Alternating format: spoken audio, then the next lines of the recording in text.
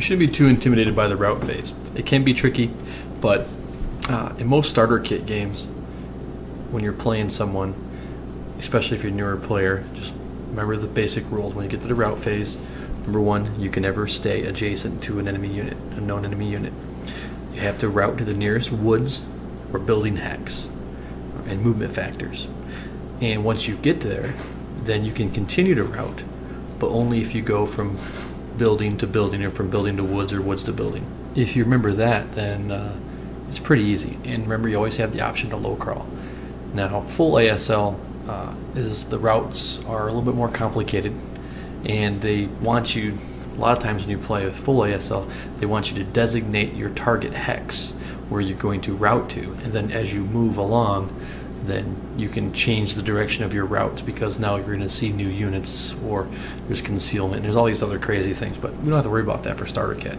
So for starter kit, just relax, count your points out as you route, and remember, this game's supposed to simulate a real battle, and you're not going to have this control over your men where they run. So your guys they're not going to want to stay in the building they're getting shot at.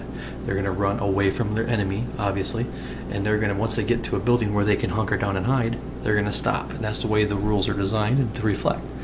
A little tip I'll give you is, if you're going to route with a leader, don't forget that even though you're voluntarily routing that leader, and he's considered broken, for interdiction you can still use his leadership value for your morale check, which is something that a lot of guys don't know.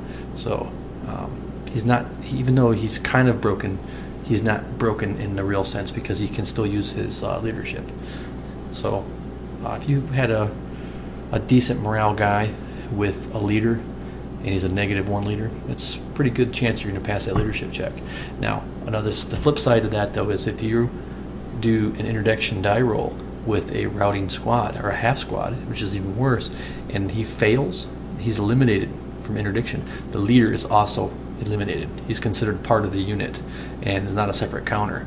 So you can lose a leader that way, and it's happened to me before. Another thing to remember is you have to have the DM on you to route. And all you have to do is get attacked at all with a broken unit, and they automatically re-DM, even if there's no effect with the die roll.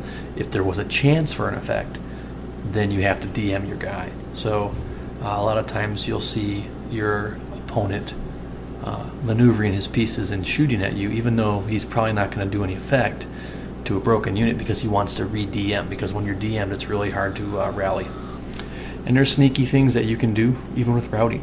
Remember, attacker routes first, and you can never route towards an enemy unit. That includes broken units.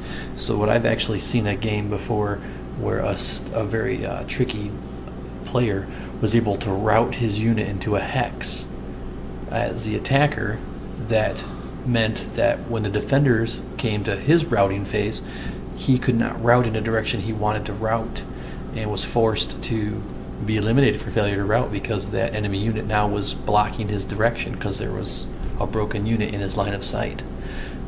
So something to remember. Alright, so that's it for the route phase. And you're probably going to come up with situations that I didn't think of, but I think you'll be alright. So what's next? After the route phase is going to be the advance phase. That's all for this time. See you next time.